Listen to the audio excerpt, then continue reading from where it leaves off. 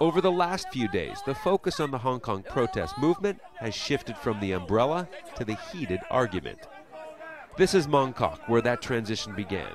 For the first time, there was violence between citizens of Hong Kong on Friday. The police were in the middle. The tension was still there the next morning. Some protesters came out because they saw the attacks on TV. As the street protests reach the end of week one, some locals where the occupations are taking place have had enough. The fight for democracy does not give you the right to occupy our streets and disturb us.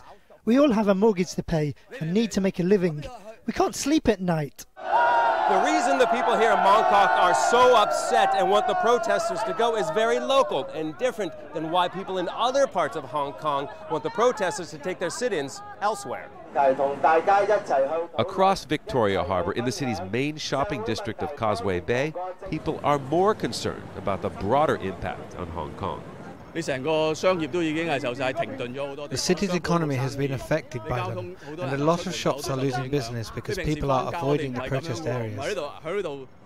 One historian sees a similarity between riots in 1967 and what's going on now, both caused by police violence. But then the people of Hong Kong were on the same side.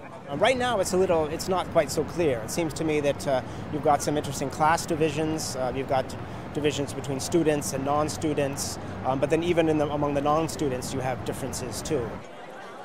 In the wake of the 1967 riots, the government worked to close the gap between state and society. It led to reforms.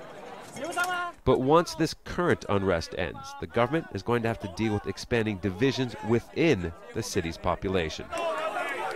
Scott Heidler, Al Jazeera, Hong Kong.